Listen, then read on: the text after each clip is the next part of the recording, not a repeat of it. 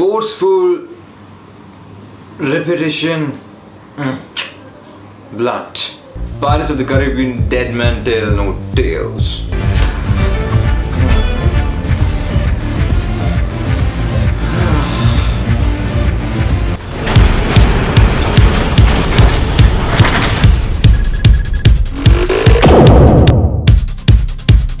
But the first part, or for that matters, what at World's End had, this movie lacks massively of its former quirkiness and awesome action sequences. Boy has to save his father from a curse. A ghost wants a revenge for being cursed. The source and resolution to both the cases is Jack Sparrow, whose importance and intelligence is sidelined, and instead of dealing with the story's need of the hour, the story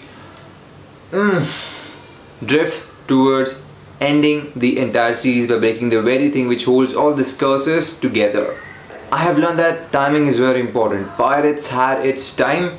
Captain Jack Sparrow had his spark. The movie was just a dreadful act at bringing back the spark, which it miserably failed at. 3D in India sucks. It just takes out the visual orgasm and the colors from a movie time. Anyways, 5 minutes and we have one character's conflict. To free my father from the curse. What do you know? History repeats itself. Salazar. I love the VFX, and it was one of the top 2 reasons why I even went to watch the movie. To see his face move in 3 different ways as if he was still underwater. I love this guy, Javier Bardem, his acting especially. So the villain too has a motive. Kill Jack Sparrow, which every other villain has in the entire series. Woman of science. She has a motive too. Escaped from her execution. She's blamed for being a witch, wherein actually she is a scientist, an astronomer, a horologist. The movie comes from the era where women were not treated as equal and somewhat beneath a lot of things. Evergreen in his shaky attitude and always found in a fuss with the crowd around him. Repetitive. Doing something unnatural has always been a part of the Pirates of the Caribbean. Something heroic which looks planned. Jack has always had a method to his madness, a procedure to his chaos. Here, things are just happening and he happens to stumble into them.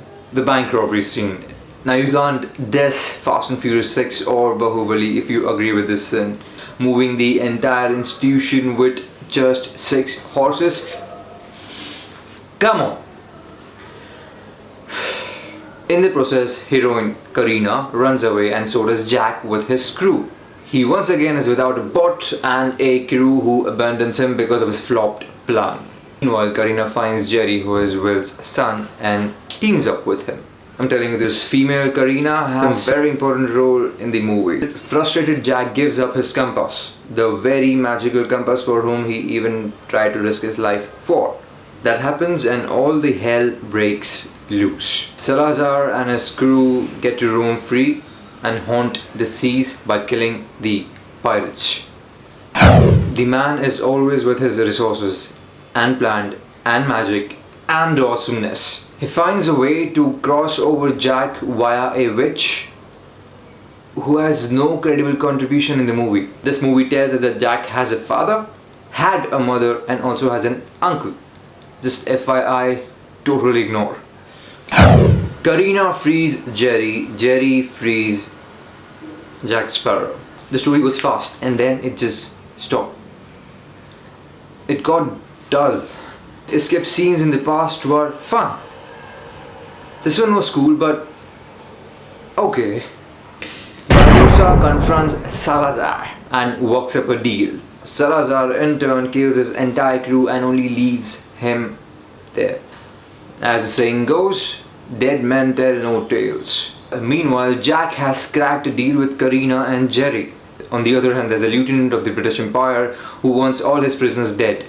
There are a lot of things happening in the movie, but it lacks its awesomeness. The cool element is missing. Salazar reveals his past and narrates as to how he got tricked and cursed by the young CGI-ish Jack Sparrow. This is also the origin story of Jack Sparrow, of how he became what he became. Barbosa helps Salazar to catch Jack, but unfortunately for him, he cannot grab him, as they can only be on water and not land. The moment they touch the land, they'll fall to dust.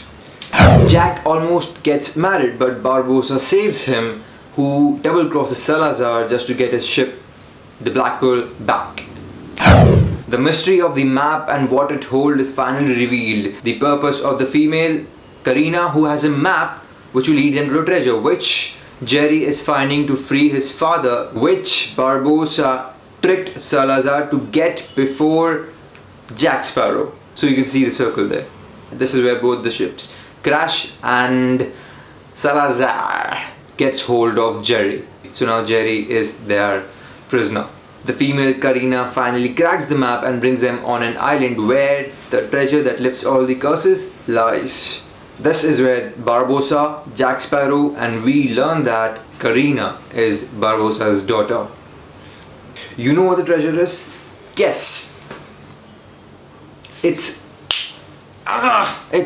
Poseidon's trident.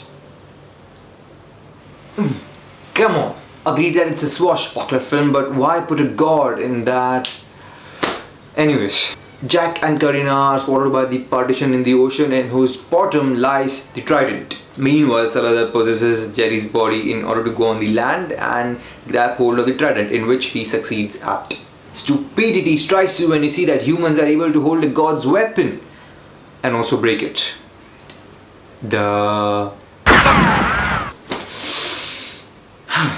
All the curses are now lifted. Salazar becomes a human. Fast 6 had the longest runway. Pirates of the Caribbean Dead Men Tell No Tales had the longest ocean rift closing.